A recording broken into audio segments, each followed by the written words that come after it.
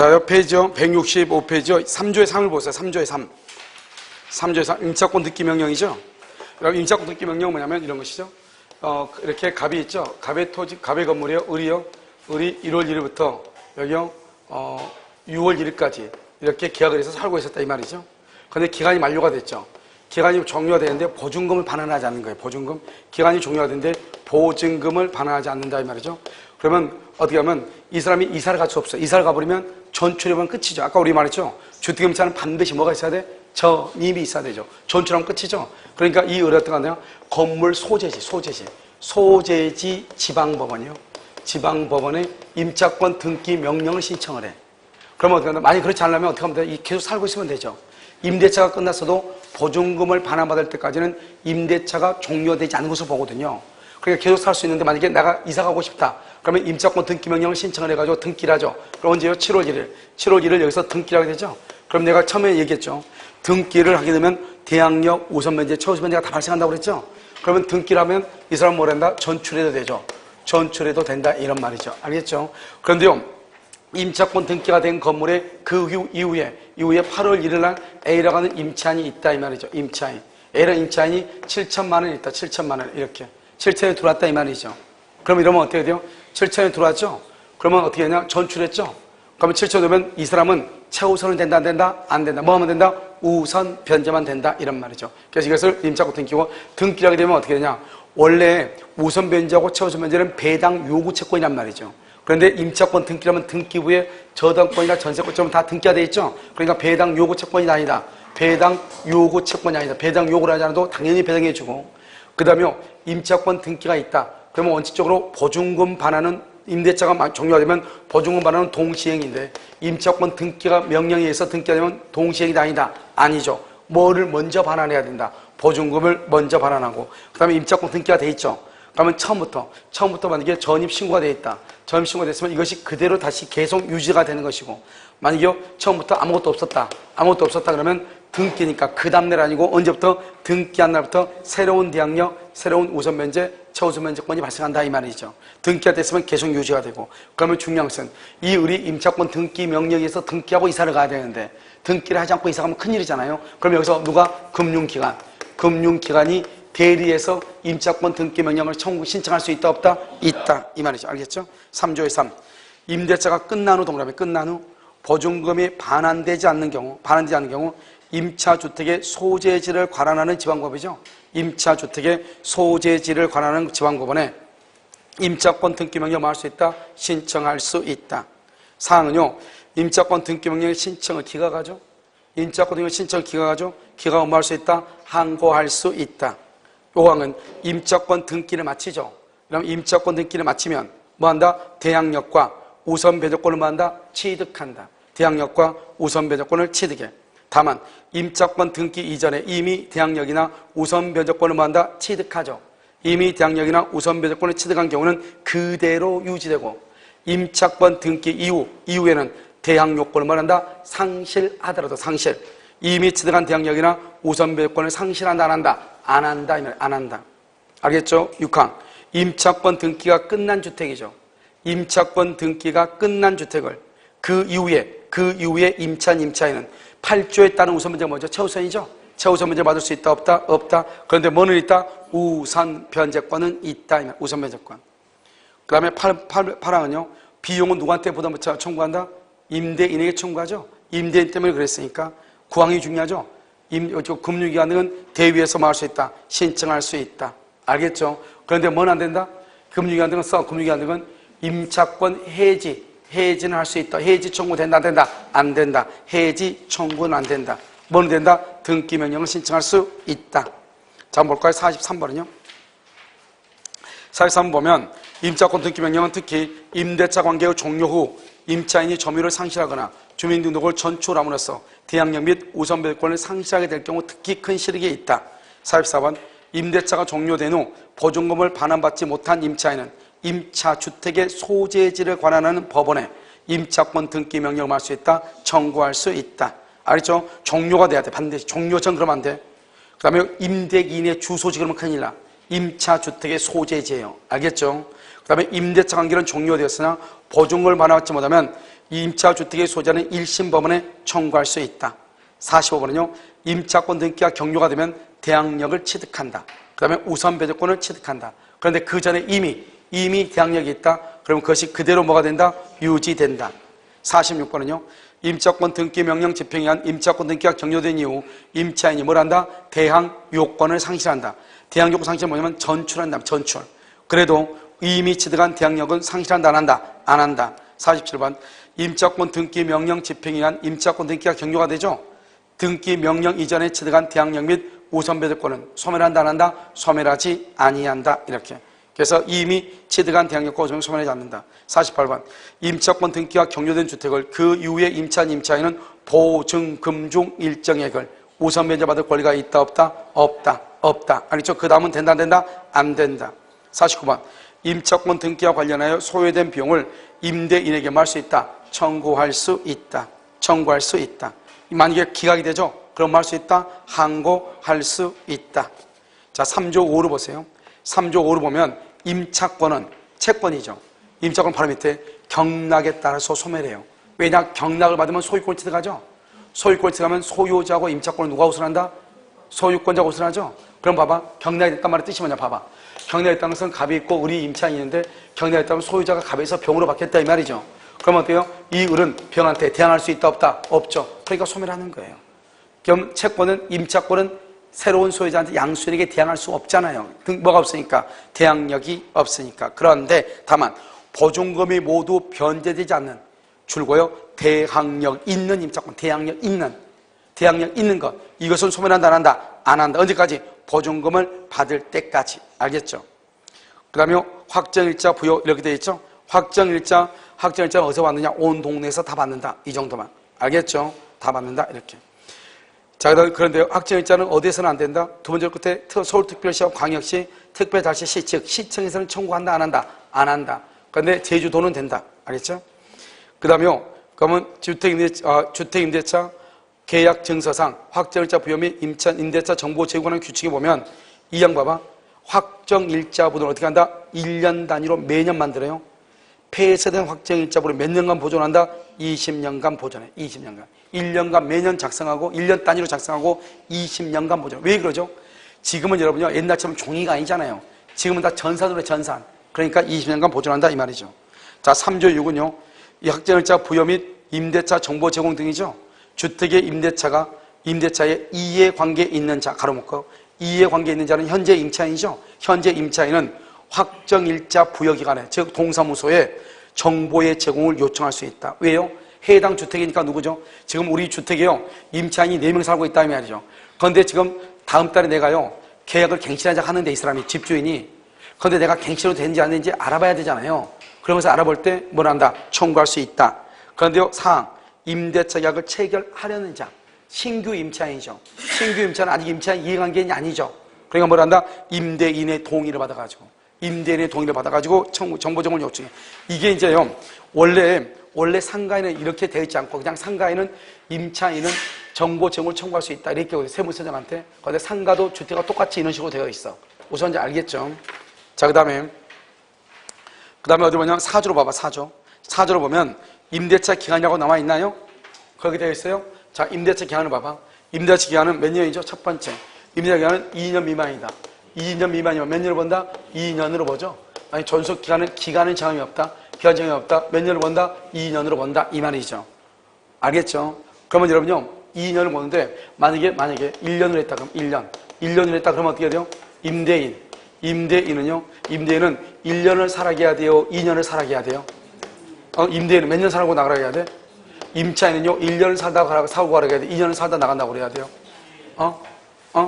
만약에 기간을 1년으로 정했어. 이러면요 봐봐. 우리가 주택임대차는 밥줄이에요 밥줄. 이러면 나중에 보면 알겠지만 사실 매매 같은 거보다는 임대차가 아무래도 좀 더 많죠. 전세도 똑같아. 전세도 등기하면서 이 사람들이 꼭 뭐를 하냐? 또 전입신고 같은 걸 한단 말이죠. 그러면 또 이 전입신고로서 보호받냐 못 받냐 또 물어본단 말이죠. 기간을 내가 1년 하고 싶어요. 알겠죠? 그럼 어떻게 할 것인가 말이죠. 전세권으로 하면 1년만 살면 돼. 왜요? 건물 전세권은 최단 기간이 몇 년이죠? 1년이거든요. 그런데 그 사람이 또 전입신고를 했단 말이죠. 그러면 임차인으로서 보호받을 수 있다. 우리가 다 할 수 있다고 했잖아요. 그러면 임차인으로서 보호받으면 몇 년을 살 수 있다. 2년을 또 주장할 수도 있고. 이런 여러 가지 문제가 있단 말이죠. 그럼 어떻게 하냐. 만약에 1년으로 계약하죠. 2년 미만이죠. 그러면 임차인은 1년을 주장해도 되고 2년을 주장해도 돼요. 그런데 임대인은요. 몇 년을 주장해야 된다? 임대인은 아무것도 없다 이 말이죠. 임대인은 절대로 안 돼요. 임차인만 주장한다. 임대인은 선택권이 있다 없다? 없다 이 말이죠. 그래서 봐봐. 임차인은 2년 미만으로 정한 기간을 주장할 수 있다잖아요. 2년 미만은 2년으로 보는데 임차인은 1년을 주장할 수 있다 이 말이잖아요. 그러니까 임대인은 들어가 안 들어가? 안 들어간다 이 말이죠. 2항 임대차 기간이 끝나죠. 보증금을 반환받을 때까지 임대차 관계가 뭐로 본다? 존속되는 것으로 본다. 임대차 관계가 존속되는 것으로 본다 이 말이죠. 어디까지? 보증금 반환받을 때까지 임대차 관계가 존속하는 것으로 봐. 알겠죠? 임대차가 끝났어도 보증금 반환받을 때까지. 그런데 여기서 사용이익은 반환해야 돼 안 해야 돼? 해야 되겠죠. 53번 임대차 기한이 그 밑에 봐봐. 제1경매 절차에서 임차인이 우선 배제권을 행사한 경우 우선 배제권은 경락으로 인하여 소멸함으로 제2경매 절차에서 우선 변제권에 의한 배당을 받을 수가 없다. 이렇게 돼 있죠. 그렇게 돼 있죠. 봐봐. 임대차는 하도 양이 많아가지고 여기 그냥 봐. 여기 보면 여기 있죠. 갑이 있죠. 갑의 집에 을이 살고 있는데 을이 임차인이에요. 이 임차인이 전입신고를 하고 확정일자가 있었어요. 확정일자가 있어가지고 보증금 1억이에요. 이 집이 경매가 됐어요. 매각대금 있죠. 매각대금에서 이 사람이 배당 요구를 했어요. 배당 요구를 했어요. 근데 배당 요구를 했는데 돈을 다 못 받은 거예요. 돈을 다 못 받아가지고 얼마밖에 오냐? 8천밖에 못 받은 거예요. 그러면 2천이 남았잖아요. 그래서 2천 모두 아까 말했죠. 우리가 경매가 되면 원래 임대차는 종료되면 소멸해야 되는데 보증금을 모두 받지 못한 대항력 있는 임차권은 소멸한다 안 한다? 안 하죠. 그러니까 이 사람은 전입신고가 돼 있으니까 배당 요구해서 돈 못 받으니까 확정일자는 안 되죠. 이제 끝났죠. 그러면 이제 또 대항할 수 있단 말이죠. 또 대항하고 살고 있는데 다른 경락받은 사람이 또 돈을 못 갚아서 또 2차 경매가 있는 2차 경매가 또 2차 경매 있을 수 있잖아요. 그럼 2차 못 받았죠? 이 2천에 대해서 2차 경매에서 다시 배당 요구할 수 있는가 이 말이죠. 배당 요구. 또 배당 요구할 수 있는가? 그래서 2천만 원 받을 수 있는가? 된다 안 된다? 안 된다고 돼 있죠 지금. 왜 안 되냐고. 2차 안 돼. 왜 안 돼? 무슨 말인지 알겠죠? 여기 보면 배당 요구는 아까 내가 뭐라고 그랬어? 배당 요구는 배당 요구라는 것은 보증금을 반환해달라 이 말이죠. 보증금을 반환해달라. 보증금을 언제 반환하냐? 임대차가 뭐가 돼야 돼? 임대차가 종료가 돼야지 보증금을 반환하죠. 그러니까 여기서 배당 요구는 곧 임대차 해지 통고예요. 임대차 해지 통고라고. 해지 통고. 나 임차인 그만둘래 이 말이죠. 돈 달라 이 말이죠. 그러니까 배당 1차 경매에서 배당 요구란 말은 나는 임대차를 해지하겠다 당신하고. 그럼 임대차가 해지가 됐으니까 임차권이 있어요 없어요? 없죠. 그러니까 2차 경매란 말이 나올 수가 없죠. 나오려면 뭐세요? 계약서가 있어야 되죠. 확정일서가 있어야 되죠. 근데 이미 끝났잖아요. 알겠죠? 그러니까 2차 경매에서 배당받을 수 없고 단지 뭐 할 수 있을 뿐이다? 대항할 수 있을 뿐이다 이 말이죠. 그러니까 2차 경매에서는 못 받아. 왜? 그것은 배당 요구는 임대차 해지 통고니까. 그러면 계약서가 없다. 계약서가 없으면 확정일자가 없는 말이랑 똑같아. 알겠죠? 그러니까 2차 경매에서 배당받을 수가 없는 것이에요. 무슨 말인지 알겠죠? 자, 그 다음에 자 53번은요. 임대차가 끝난 경우 보증금을 받지 못하였다면 임대차 관계는 종료되지 않는다. 53번 임대차 기간이 끝나죠. 보증금이 임차인이 보증금을 반환받을 때까지는 임대차 관계는 존속한성으로 본다. 55번 갑소유 주택을 을이 임차하면서 존속기간을 몇 년으로? 1년으로 했다. 임차인 을은 갑에게 주임법상 2년의 기간을 말 수 있다. 주장할 수 있다. 그러면 계약의 갱신이죠. 계약을 갱신하면 법정갱신이죠. 이런 법정갱신은 또 어떻게 돼요? 법정갱신 그것은 뭐냐면 봐봐 우리가 상가하고 달라. 주택하고 상가하고 법정갱신 여러분요 핵심 요약 강의 노트에 자세히 나와 있어. 알겠죠? 박스에 보면 주택은 뭐냐면 임대인은 끝나기 몇 개월에서 몇 개월? 6개월에서 1개월 사이에. 임차인은 몇 개월 사이에? 1개월 사이에. 상가는 임대인은 몇 개월 사이에? 임대인은 6개월에서 몇 개월 사이에? 1개월 사이에. 임차인은 몇 개월 사이에? 임차인은 아무것도 없어. 알겠죠? 없다. 왜요? 임차인은 갱신 요구를 하거든요. 갱신 요구권. 갱신 요건이 몇 개월에서 6개월에서 1개월 사이에 계약 갱신을 요구할 수 있는 권리가 있거든요. 그러니까 임차인은 아무 말이 없어. 그러니까 상가의 경우는요. 건물주인은 6개월에서 1개월 사이에 뭐라고 해야 돼? 끝나기. 너 나갈래? 올려줄래? 말을 해야 돼. 아무 말이 없다? 전과 동일한 조건으로 갱신된 것으로 봐. 모든 것은. 그런데 전속기간은 몇 년으로 봐? 전속기간은 몇 년으로 봐? 여기는 2년으로 봐. 상가를 몇 년으로 봐? 1년으로 봐. 1년으로 봐. 이때요, 이때 임대인은요, 그러면 임차인은 이렇게 됐죠? 임대인은 아무런 권리가 없어. 임차인만 언제든지 해지를 통고해. 해지 통고하고 몇 개월 있다가 3개월 있다가 끝나. 3개월 있다가 언제든지 해지 통고하고 3개월 있다가 끝나. 임차인은 무슨 말인지 알겠죠? 언제든지 나간다고 할 수 있어. 상가도 똑같아. 임대인은 아무런 권리가 있다 없다? 없다. 그래서 임대는 6개월에서 1개월 전까지 아무나 했으면 다시 임대차인 것으로 본다. 이것을 뭐라고 한다? 법정갱신이다. 임차인은 몇 개월 전까지? 1, 2개월 전까지. 이 양은요, 존속기간은 몇 년이다? 2년이다. 그런데요, 2년. 그런데 여기서 중요한 것은 여기 이 사망 봐봐. 이건 상가에는 없어, 상가에서 법정갱신되면 이기의 차임액을 연체하거나 의무를 현저히 위반하면은 법정갱신이 인정되지 않아. 아무 말 하지 않아도. 그러니까 주택에서요, 이 사람이 월세를 2번 이상 안 냈죠? 그런데 집주인이 나가는 말을 깜빡 잊고 못했다 이 말이죠. 그래도 법정갱신이 인정된다, 안 된다? 안 된다. 무조건 나가야 돼. 그래서 상가에는 이런 규정이 없어요. 알겠죠? 56번. 주택임대차가 묵시적으로 갱신이 되죠? 임차인은 언제든지 해지 통보를 할 수 있고, 통지를 받은 날부터 몇 개월이다? 3개월. 임차인 동그라미 임차인은 언제든지 통고해. 그런데 누구는 안 된다. 누구는? 임대인은 안 돼. 임대인은 안 된다. 이 말이죠. 알겠죠?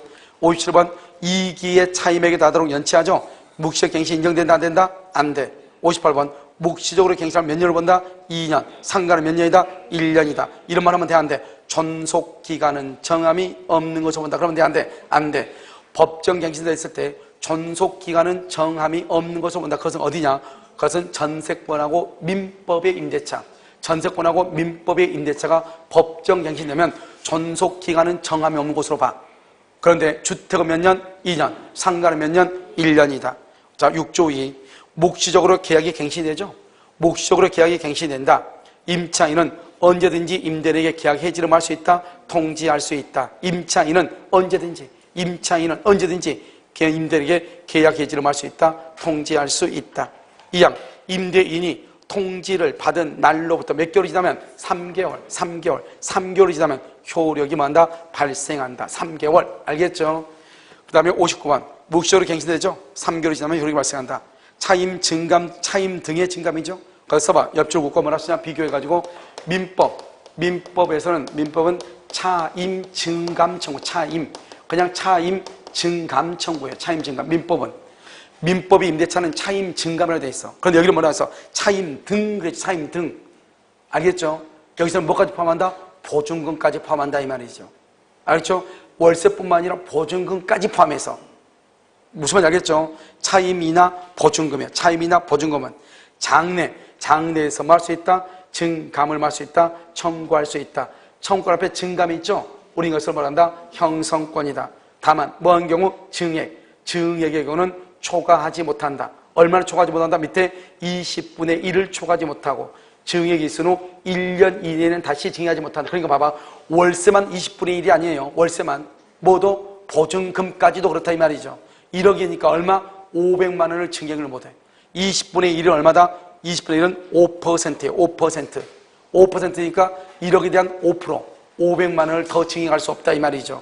무슨 말인지 알겠죠? 자, 그 다음 장이요. 60번은 주택은 얼마다? 20분의 1이죠. 5%. 상가는 얼마다? 100분의 9죠. 9%다 이 말이죠. 알겠죠? 7조 2조. 월차임 전환시 산정률의 제한이죠. 월차임 전환시 상정률이란 말의 뜻이 뭐냐? 보증금을 월세로 전환하고 싶다 이 말이죠. 자, 봐. 보증금 1억 중에서 6천만 원을 월세로 전환하고 싶다. 월세 전환. 그러면은 얼마를 월세로 전환할 수 있는가 이 말이죠. 그럼 어떻게 하냐? 다음 중에서 둘 중에 하나, 1호, 2호 둘 중에 하나 중에서 낮은 비율을 곱한 월차임의 범위를 초과할 수 없다. 이렇게 돼 있죠? 이건 뭐냐? 먼저 보면 시행령 1호 시행령 봐봐. 연 1할이야. 그러니까 6천이니까 얼마죠? 연이니까 연 얼마다? 연 600만 원이죠. 연 600만 원이니까 600만 원을 12개월로 나눠야 되겠죠. 그러면 올라오면 얼마다? 올라오면 월세는 월이죠. 그러니까 얼마? 50만 원. 50만 원을 초과할 수 없다 이 말이죠. 자, 두 번째는 2번은요. 한국은행 기준금리에 대통령령으로 정하는 이율을 더해. 더한 비율이니까 뭐 해야 돼? 곱해야 되겠죠. 이율을 더해. 이율이 얼마냐? 3.5%. 그런데 현재 기준금리가 1.2거든요. 1.25에다가 더하니까 3.5를 더하니까 얼마가 되죠? 4.7. 5도 안 돼. 5%도 안 돼. 5%도 안 돼. 여기는 위에서는 1할이죠. 1할은 10%잖아요. 5%도 안 돼. 그러니까 5%면 얼마예요? 25만 원이죠. 그렇잖아요. 25만 원하고 50만 원하고 둘 중에서 높은 쪽, 낮은 쪽? 낮은 쪽이니까 6천만 원을 월세로 전환하려면 25만 원 정도 전환할 수 있다 이 말 아니에요. 여러분 지금 무슨 말인지 알겠죠? 그것을 지금 얘기한다 이 말이죠. 그러니까 봐. 어떻게 한다? 자, 월세 전환 어떻게 한다? 연일이라든지 또는요 한국은행 기준금리에 그 다음에 3.5%를 더한 비율이다. 3.5% 더해야 된다. 한국은행 기준금리가 만약에 5다. 그러면 5%면 3.5니까 8.5가 되겠지만 지금 한국은행 기준금리가 1.25거든요. 알겠죠? 그러니까 4.7, 5%도 안 된다 이 말이죠. 무슨 말인지 알겠죠? 다시 연일할 기준금리 얼마 돼? 3.5 이렇게 됐죠? 그다음 8조 했죠? 8조는 다 했다. 지금부터 다 한 것이니까요. 자, 어디로 보냐면 여러분요 구조 봐. 구조 주택 임차권의 승계죠. 그럼 주택 임차권의 승계는 어떻게 하는 것이냐? 이렇게요. 봐. 구조를 보면 주택 임차권 승계가 돼 있죠? 그래서 어떻게 되냐? 구조. 먼저요. 사실혼 배우자죠. 사실혼 배우자인데 상속인요. 상속인이 있느냐 없느냐. 없으면 사실혼 배우자. 사실혼 배우자가 단독으로 상속을 해. 상속인이 있다. 가정 공동생활. 가정 공동생활을 하느냐 안 하느냐. 가정 공동생활을 하느냐 안 하느냐. 가정 공동생활을 한다. 상속인이 단독으로 상속을 해. 가정 공동생활 안 한다. 몇 천 이내? 2천. 2천 이내 하고 누가 하고? 상속인이 공동으로 상속을 해. 공동으로. 알겠죠? 이렇게. 그러니까 여러분요. 우리가 사실혼 배우자는 임차인의 모든 권리와 의무를 상속하는 게 아니에요. 어디 임대차에 관한 것만 상속해. 그러니까 만약에 을이 임차인이고 을하고 같이 살고 있는 사실혼 배우자, 혼인신고 없이 살고 있는 사실혼 배우자가 있죠. 그런데 임차인이 은행에 1억이 예금돼 있어. 그리고 이 사람이 보증금이 5천인데 월세를 100만 원을 연체했어. 그러면 을이 상속하면 은행에 있는 1억은 상속 못하는 거예요. 임대차 보증금하고 월세가 지금 100만 원 연체가 됐죠? 그것만 상속해, 권리 의무를. 그리고 권리는 1억 보증금이 5천인데 의무가 100만 원이 있죠? 그럼 100만 원 빼고 4,900만 원을 내가 승계한다 이 말이죠. 임대차에 관한 것만 승계. 무슨 말인지 알겠죠? 나머지 것은 누가 한다? 상속인이 가져가는 거죠. 상속인이 없으면 국가로 가는 것이죠. 알겠죠? 그러니까 국가는요, 상속인이 없으면 좋아라 해. 그러니까 국가는요, 애 낳으라고 하는데 실제로 안 낳았으면 좋아해. 알겠죠? 자, 구조. 임차인이 상속인 없이 사망한다. 사실혼 관계에 있는 자가 봐봐. 임차인의 권리와 의무예요. 알겠죠? 임차인의 권리와 의무를 승계를 해. 사망 당시 상속인이 주택에서 가정공동생활을 하고 있지 않다? 한다. 가정공동생활을 한다. 그럼 누가 간다? 상속인이 가져가. 가정공동생활을 하지 않는다. 그러면 사실상 혼인관계에 있는 자와 몇 촌 이내? 2촌 이내 친족이 공동으로 승계를 해. 알겠죠? 그래서 가정공동생활을 한다. 그러면 상속인이 단독. 하고 있지 않다. 그러면 2촌하고 뭐하고? 상속이 아니고 사실혼. 2촌 이내 상속인하고 사실혼. 2촌 이내 상속인하고 사실혼 배우자가 공동으로 상속을 해. 알겠죠? 사망 후 몇 개월 이내? 1개월. 누구한테? 임대인에게 반대사를 표시해야 돼. 임대인에게 줄 거 봐. 옆에 임대인에게. 왜요? 임대차에 관한 거니까 법원에 신고하다 그러면 큰일 나. 알겠죠? 법원이 아니야. 임대차에 관한 거니까 임대인에게. 알겠죠? 그래서 봐봐. 임대차 관계에서 생긴 채권하고 채무를 승계하다고 돼 있죠. 임대차 관계. 75번. 홀로 생활하는 주택 임차인이 사망하죠. 그 홀로 생활하던 주택 임차인, 그러면 상속인이 없다는 말이네? 알겠죠? 그럼 누가요? 사실혼 배우자가 뭐 한다? 승계한다. 알겠죠? 아닌데? 말이 잘못됐네요. 다시 해요. 홀로니까 난 상속인이 없는 줄 알았더니 상속인이 있는데 홀로 생활하던 임차인이 사망했죠? 임차인. 홀로 생활하던 임차인이니까 사실혼 배우자가 있어? 없어. 그냥 혼자 살다가 죽었어. 그럼 누가 가져간다? 상속인이 가져간다. 이 말이죠. 알겠죠? 상속인. 자, 76번은요. 임차주택에서 가정공동생활을 하던 사실혼 배우자는 임차인 사망 후 1개월 이내에 임대인에게 반대 의사를 표시함으로써 임차권을 승계하지 않을 수 있다. 77. 주택 임차인이 사망했다. 그 주택에서 가정공동생활을 하던 사실혼 배우자가 항상 상속권자에 우선하여 승계하는 것은 아니다. 알겠죠? 항상 상속권자에 우선하는 것은 아니다. 언제요? 만약에 가정공동생활을 하지 않을 때는 몇 촌 이내? 2촌 이내하고 공동이죠. 2촌 이내하고 공동. 알겠죠? 그 다음에 78번은요. 사실혼 배우자는 2촌 이내 상속권자와 공동으로 권리와 의무로만 다 승계한다. 그 다음에 주택임차권은 상속인에게 상속될 수 있어? 없어? 있죠. 왜요? 임차권은 채권이죠. 채권은 재산권이거든요. 재산권. 자, 10조 2는요. 초과 차임. 이게 이제 문제죠. 이게 이제 또 들어왔죠. 봐봐. 옛날에 봐봐요. 옛날에 봐봐. 1억이면 우리 아까 뭐라 했죠? 우리 1억은 5% 이상을 초과할 수 없죠. 그래서 월세가 100만 원인데 105만 원 해야 돼. 그 다음에는. 그런데 150만 원 달라겠단 말이에요. 그러면 45만 원 초과했죠.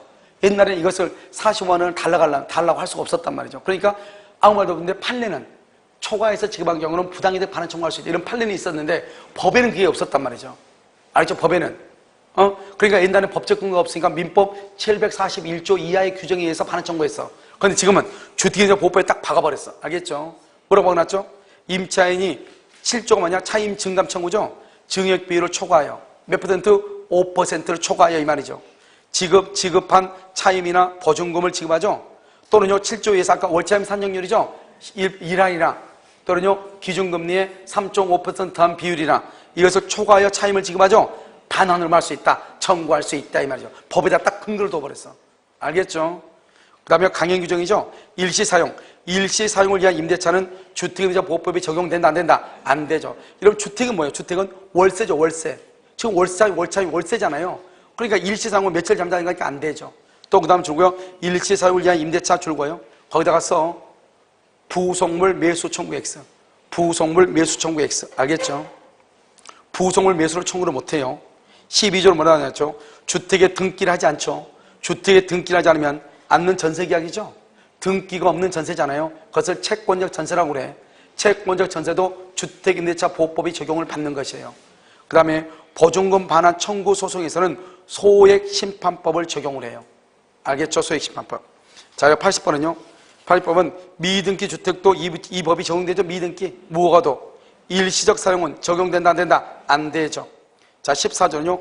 이 법에 적용을 받는 주택임대차와 관련된 문제, 이 법에 적용을 받는 주택임대차와 관련된 문제를 심의하고 조정하기 위해서 대한법률구조공단의 주동단의 지부에 주택임대차 분쟁위원회를 둔다. 그런데 여러분요, 봐봐. 특별시, 광역시, 자치시도죠. 시도는 뭐 할 수 있다? 둘 수 있다. 시도는. 그러니까 우리는요, 서울시 있죠. 서울시에 주택임대차 분쟁 조정위원회를 둔다? 그러면 안 되죠. 서울시에는 둘 수도 있다 이 말이죠. 알겠죠? 그 다음에 이런 것을 심의 조정하죠. 아마 주택임대차 보호법이 주택임대차 분쟁 조정위원회 시험이 나오면 시험에 나올 가능성이 가장 많은 것이 1, 2, 3, 4, 5 이거예요. 1, 2, 3, 4, 5. 알겠죠? 근데 이러면 딱 봐봐. 차임하고 보증금 증감하고 임대차 기간하고 보증금하고 임차주택의 반환가하고 임대차의 유지 수선의 문제 필요비 부담이죠. 이런 것들이란 말이죠. 그런데 이런 봐봐. 여기서 보면 딱 무슨 말이 없죠? 그래서요. 일단 대항력 우선 변제, 최우선 변제가 있어 없어? 없죠. 왜? 대항력 우선 변제, 최우선 변제, 임차권 등기 명령 이런 것은 법에 명확하게 딱 규정이 돼 있어 안 돼 있어? 되어 있잖아요. 법에서 명확한 것은 대항력 효력 발생 시기라든가 우선 변제권에 해당하는가 안 하는가, 최우선 변제에 해당하는가 안 하는가, 알겠죠? 임차권 등기 명령 어디서 신청하는가 이런 것들은 문제가 돼야 안 돼요? 안 되죠. 법에 명확하게 돼 있으니까. 그런데요, 차임이나 보증금 증감 보면 어떻게 돼요? 원래는 20분의 1을 초과할 수 없는데 초과한 경우 어떻게 될 것인가 이 말이죠. 그 다음에 봐봐. 임대차가 1년 계약했는데 2년을 주장할 수도 있고 1년을 주장할 수 있고 뭐 이런 경우. 알겠죠? 이런 경우에 문제가 될 수 있다 이런 말이죠. 알겠죠? 그래서 다른 것들은 크게요 문제가 되지 않아요. 그래서 3하고 4는 여러분요 크게 문제가 되지 않아요. 3항 4항 안 봐도 되고. 알겠죠? 자, 15조요. 예산은 누가 한다? 국가가 주는 것인데 그것도 크게 그렇고. 3호 봐봐. 16호에 3호. 몇 년 이상 근무해야 돼? 6년 이상. 알겠죠? 나머지 것들은 여러분요. 여기는 15, 여기는 여러분요. 혹시 15조 여기는 왜 지금 해놨냐면 혹시 중개사법에서는 실무니까 중개사법은 중요할 수 있잖아요. 실무적인 문제죠. 민법에서는 이건요. 문제가 나오기 힘들 거예요. 알겠죠? 그 다음에 17번은요. 17번은 뭐 이렇게 놔두고 다른 거 다 놔두고요. 자, 여러분요. 어디로 보냐면 17조의 3항 봐봐. 조정위원회 위원장은 다음 어느 하나에 해당하는 것을 신청을 각하한다 이렇게 돼 있나요? 각하한다 그래 돼 있어요? 각하하는 거 보면 다 안 되는 것들이에요. 다 안 되고 1호, 2호, 3호, 4호 하면 읽어보면 되는데 당연히 안 될 것 딱 나오죠. 각하하는 거. 그런데 5호를 봐봐. 5호를 보면 피신청인이 조정 절차에 응하지 아니한다는 의사를 통지하거나 조정 신청서를 송달받는 또 며칠 이내 1일 이내 아무런 말이 없죠. 또는 6호요. 신청인이 정당한 사유 없이 조사에 응하지 않죠. 몇 회 이상 출석을 요구하지 않는다. 2회 이상. 이런 경우에는 신청을 각하해. 이런 봐봐. 피신청이 누구고 신청이 누구냐 봐봐. 봐봐요. 이 사람이 임차인이요. 기간이 끝났는데 월세도 안 되고 계속 안 나가는 경우가 있죠. 그럼 어떻게 해야 돼? 법원에다가 뭐를 해야 돼요? 우리가 임차인이 월세도 계속 안 내면서 안 나가. 방도 안 비워줘. 그러면 법원에 인도 명령을 해야죠. 그 인도 명령 해가지고 하려면 여러분요 6개월, 1년 걸린단 말이죠. 그러니까 그때는 그냥 그러지 말고 뭐로 간다? 그럼 이런 보면 이런 봐봐. 여러분 맨 위에 봐. 맨 위에. 조정위원회에서 심의 조정하는 사항 중에서 보면 3호 보증금이나 또는 임차주택의 반환에 관한 문제. 이게 제일 많겠죠. 임차주택의 반환. 알겠죠? 돈 안 주고 버티고 있다 이 말이죠. 이럴 때 집주인이 신청인이죠. 피신청이 누구죠? 임차인이죠. 내 말 지금 이해됐나요? 만약에 보증금이나 월세를 너무 많이 올려달라고 그래. 그러면 매일 와서 못 살고 군단 말이죠. 그러면 신청이 누구다? 임차인이겠죠. 피신청이 누구다? 임대인이겠죠. 이해됐죠 지금? 그렇게 해서 다시 이제 봐. 제5호로 보면 피신청인이 응하지 않는다는 통지를 해. 나 싫다고. 또는요 조정신청서를 송달받았는데 일주일 이내에 아무 말이 없어. 그 다음에 6호는요 신청한 놈이 신청하려고 그러면 조사를 해야 되는데 조사도 응하지 않고 몇 회 이상 출석하지 않는다? 2회 이상. 여러분 법원에서는 다 2회예요. 알겠죠? 2회 이상 불출석하면은 조정신청이 있는 곳으로 본다 없는 곳으로 본다? 신청이 없는 곳으로 본다 이 말이죠. 알겠죠? 자, 그 다음에 여기 보면 23조로 봐. 다른 거 보지 말고. 다른 거 보지 마. 내가 얘기하자는 건 23조로 보면 뭐라 나왔죠? 조정 신청을 받은 날부터 며칠 이내? 60일 이내. 60일 이내 조정을 마쳐야 돼. 부득이한 사정이 있으면 30일을 연장할 수 있어. 알겠죠? 그 다음에 25조로 봐봐. 25조. 해당 분쟁이 성질상 조정하기에 적당하지 아니하다고 인정되거나 당사자가 부당한 목적으로 조정을 신청이죠. 그럴 때는 조정한다 안 한다? 안 할 수가 있다 이 말이죠. 그 다음에 26조 봐봐. 조정의 성립이라고 되어 있죠. 26조의 2항 봐봐. 2항. 조정안을 통지받은 당사자가, 그러니까 법률 구조공단에서 조정을 했다 이 말이죠. 당사자가 통지를 받은 날부터 며칠 이내? 일주일 7일이야 7일. 7일 이내 수락의 의사를 도출고 서면. 우리가 서면을 딱 2번 나와. 서면을 딱 2번 나와. 서면 동그라미 그다 써. 그 다음에 써. 재건축 불참자에 대한 서면 촉구. 재건축 불참자에 대한 서면 촉구요. 그리고 우리 민법, 우리 시험법에서 서면으로 촉구는 딱 2가지야. 지금 여기하고 재건축 불참자. 서면 촉구했는데 2개월이 지나도록 아무 말이 없죠? 참가다, 참가, 거절이다. 참가, 거절. 여기는요, 서면으로 표시하지 않은 경우 조정을 뭐한 걸로 본다? 거부. 근데 나는 이걸 도저히 나는 이해를 못하겠어. 왜요? 봐봐. 가바구라고 지금 분쟁이 일어났죠. 분쟁이 일어나가지고 우리 이 조정은 어떻게 하냐? 신청을 해야 되거든요. 자기가 조정 신청을 했어. 그래가지고 국가가 예산을 들여가지고 알겠죠? 조정위원들이 조정을 했어. 조정을 해가지고 조정을 통보를 했죠. 그럼 자기가 신청해서 이렇게 우리는 조정했습니다. 이렇게 했으면 좋겠습니다. 했단 말이죠. 그럼 그걸 넘겨받았으면은 자기가 무슨 가타부터 말을 해야지. 일주일이 지나도 아무 말을 하지 않으면 거부로 받아야겠어요? 성낙으로 받아야겠어요? 논리적으로 봤을 때 뭐로 봐야 돼? 성낙으로 보는 게 논리적이죠. 왜? 자기가 신청했으니까. 자기가 우리한테 해달라며. 그래 우리가 이렇게 해놨어. 싫으면 싫다고 얘기를 해야지. 그런데요, 아무 말이 없으면 뭐 한 걸로 본다? 수락한 걸 보는 것이 아니고 뭐 하는 거 봐? 거부한 것을 봐. 거부. 알겠죠? 그래서 이것이요, 거부한 것을 본다를 뭐 하는 것보다 수락한 것을 본다 이렇게 나올 가능성이 있어요. 자기가 신청했어요. 알겠죠? 며칠이죠? 일주일. 뭐 한 걸 본다? 거부한 것을 본다. 거부. 자, 그 다음에요. 이게 여러분요, 의미가 있는 것은 뭐냐? 바로 그 다음이에요. 그 다음. 보면 뭐라고 나왔죠? 강제 집행을 승낙하는, 강제 집행을 승낙 줄고요. 인도명령이죠. 인도명령을 승낙하는 취지의 합의가 있는 경우는 그 내용을 조정서에 기재를 해야 돼요. 그래가지고 봐봐. 이제 27조가 중요하죠. 강제 집행을 승낙하는 취지의 내용이 기재된 조정서의 정보는 집행력 있는 집행어로가 집행어로 써 거기다 인도명령 판결이죠. 인도명령 판결과 동일한 효력을 갖는다 이 말이죠. 알겠죠? 그래가지고 만약에 두지 이제 조정이 됐죠. 그래서 한 달 이내에 집을 비워주기로 했어. 한 달 이내에 집을 비워주지 않으면 강제 집행에 내가 승낙하겠다 이렇게 조정서가 승낙이 됐단 말이죠. 그런데 이 사람이 한 달이 지나도록 정말로 월세도 안 되고 집도 안 비워줘. 그러면 그걸 가지고 바로 그냥 어디로 가면 돼? 법원에 가가지고 법원의 집행관한테 내보내달라. 할 수 있다 없다? 있다. 판결서와 동일하는 이게 아주 중요하죠. 알겠죠? 판결서와 동일하는. 그래서 여러분요, 이런 거 하기 싫으니까 여러분 뭐를 하죠? 처음부터 여러분 보면 뭐를 하냐면, 여러분들 보면 공장이라든가 창구라든가 이런 거 보면 뭐를 하냐면 인도 명령에 대해서 인도 명령을 나중에 해야 되는데 나중에 인도 명령에 응하지 않을 수 있잖아요. 알겠죠? 그러면 여기서 이런 보면 처음부터 그냥 계약서를 할 때 계약서를 쓰면서 임차인의 뭐를 받냐?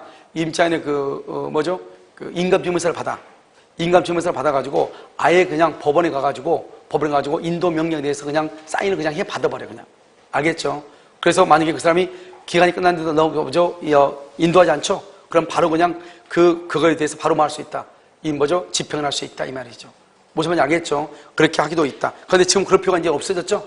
아니지. 없어진 게 아닌데 그렇게 하지 않아도 이렇게 할 수도 있다 이 말이죠. 알겠죠? 그런데 이것을 만약에 그렇지 않는 상태에서 임대차가 종료가 됐어. 종료가 된 상태에서 이 사람이 월세도 안 내고 집도 안 비워줘. 그러면은 법원에 인도 명령 신청해야 돼. 그럼 얼마나 시간이 많이 걸려요. 절차도 복잡하고. 그런데 그렇지 않고 그냥 바로 법률구조공단에 신청을 해가지고 어디까지 방을 비워주고 그래. 비워주지 않으면 그 결정서 정보를 가지고 가가지고 바로 인도 명령하면 된다 이런 말이죠. 무슨 말인지 아시겠죠? 이게 아주 큰 의미가 있어. 알겠죠? 27조 30조는요. 주택임대차 계약을 사면으로 체결할 때는 주택임대차 표준계약서를 우선적으로 적용하고 이렇게 돼 있죠. 이건 중요하잖아. 뒤에는 중요하지 않고. 그 다음에 여러분요. 거기 보면 다시 여러분 어디로 보시면 14조 다시 잡아. 주택임대차 분쟁조정위원회요. 주택임대차 분쟁조정위원회가 시험에 나올 가능성은 있다 이 말이죠. 알겠죠? 근데 주택임대차 분쟁조정위원회를 둔단 말이에요. 둔다. 근데 시도의는 뭐 할 수 있다? 둘 수도 있고 안 둘 수도 있고. 위원은 몇 년이 돼야 된다? 6년이 돼야 되는데 특히요. 주택임대차 분쟁조정위원회가 하는 짓이 뭐냐 이 말이죠. 하는 짓이. 그걸 알아야 되겠죠? 그래서 원래는 5가지인데 기본적으로 몇 가지다? 4가지죠. 4가지. 특히요. 차임 증감이라든가 보증금 증감이라든가 제일 중요한 게 인도 명령이죠. 주택임대차의 반환. 그 다음에 유지 수선이죠. 그 다음에 기간. 근데 임대차 기간이란 말이죠. 3년을 계약했다, 1년을 계약했다. 근데 기간은 왜 그러냐면 임대인이 막 중간에요. 나가러 갈 수도 있고 여러 가지 있잖아요. 그 다음에 또 중간에 또 뭐를 한다? 예를 들어서 증축한다거나 또는요, 리모델링한다거나 이렇게 해서 나가라고 할 수 있잖아요. 기간도 다 안 됐는데. 이런 여러 가지 분쟁이 있을 때 이렇단 말이죠. 그런데 여기서 없는 것들이 뭐다? 아주 중요한 것 중에서 뭐가 없다? 대항력이 없고 우선면제, 최우선면제. 이것은 뭐다? 경매가 돼야 되는 문제잖아요. 이것은. 대항력하고 우선면제, 최우선면제. 그 다음에 또 다른 것이 또 뭐냐면 임차권 등기명령 중요한 것들, 큰 것 중에서. 그거 지금 있다 없다? 없죠. 그래서 여기 있는 것도 암강도 중요하지만 대항력, 우선변제, 최우선변제, 그 다음에 임차권 등기명령에 관한 것들. 이런 것은 지금 있다 없다? 없다. 여기에 대해서 우리가 이제 봐야 되겠죠. 차임이나 보증금 증감은 이미 있으니까. 그 다음에 임대차 기간도 있죠. 2년 미만은 2년으로 본다. 이런 것들이 있잖아요. 법정이 경되면 2년으로 본다. 임차인 언제든지 나간다고 할 수 있다. 몇 개월 있어야 된다? 3개월. 이런 것들. 그 다음에 보증금하고, 그 다음에 차임이에요. 보증금 증감이라든가, 그 다음에 보증금 반환이라든가, 임차 주택의 반환. 우리가 보통 가장 문제가 뭐예요? 보증금 안 주죠. 기간이 끝났는데 새로운 임차인이 들어올 때까지 보증금 안 주잖아요. 이런 경우 어떻게 할 것이냐. 이 말이죠, 이게. 알죠? 이게 가장 크잖아요, 이게요. 그 다음에 유지수선. 이게 뭐 분쟁이 이게, 여러분요. 우리 학생들한테 가끔 물어보잖아요. 보일러가 휴지가 고장났다, 보일러 휴지가 끊어졌어. 그거 누가 부담해야 돼? 임대인이냐, 임차인이냐. 이게 문제란 말이죠. 정확한 기준이 없으니까. 무슨 말 알겠죠? 그런데 휴지가 끊으니까 알려면 어떻게 해야 돼요? 보일러 수리를 맡겨봐야 되잖아요. 그럼 수리 오면 뭐가 나와요? 출장 비용이 나오잖아요. 그럼 출장 비용, 수리 비용, 휴지는 1,000원밖에 아니어도 출장 비용 10,000원 정도 나오잖아요. 그럼 그것도 누가 부담할 것이냐. 이런 여러 가지 문제가 발생한단 말이죠. 이런 것을 할 때 뭘 한다? 여기는 위원회 산다 이 말이죠. 무슨 말인지 지금 이해됐죠? 그러니까 이 4가지를 정확하게 알고 안 되는 건 뭐다고? 대항력, 우선면제, 최우선면제, 임차권 등기명령 있다 없다. 이 정도만 이러면 딱 알고 있으면 되죠. 이것은 아니다. 됐죠? 그 다음에 나머지는 다 놔두고 그 다음에 각하하는 것이 뭐가 있냐? 각하하는 것은 다른 것은 문제가 될 수 없어. 다른 거 읽어봐. 1호, 2호, 3호, 4호 읽어보면 문제가 안 된다고. 각하 내용에 문제가 안 돼. 이런 것은 우리가요 이혼에서 뭐 한다? 심의 조정한다 안 한다 이런 그것은 읽어보면 너무나 당연한 거예요. 1, 2, 3, 4는 읽어보면 너무나 당연해. 그런데 5호에서 알겠죠? 5호에서 몇 회 이상 출석하지 않는다, 2회 이상 출석하지 않는다, 며칠이냐 아무 말이 없다, 7일이냐 아무 말이 없다. 이 정도. 그 다음에 처리 기간은 좀 알아야 되겠죠? 며칠? 60일. 며칠 연장해? 30일을 연장한다. 그 다음에 조정서를 받으면 며칠 이내에 대답을 해야 돼? 일주일 이내에. 어떻게 대답해야 돼? 서면으로 통지해야 돼. 아무 말이 없으면 뭐 한다? 수락이 아니고 뭐한 거 본다? 거부. 수락이 아니고 거부로 본다. 다른 건 내가 지금 얘기하는 건 보면 돼. 알겠죠? 그런데요, 강제 집행을 승낙하는 것이 조정서에 기재가 돼 있다. 그러면 그것은 집행 판결처럼 그냥 확정 판결과 같은 뭐가 있다? 효력이 있다. 이 정도만 보면 된다. 이 말이죠. 알겠죠? 잠깐 쉬도록 그렇게 하겠습니다. 여러분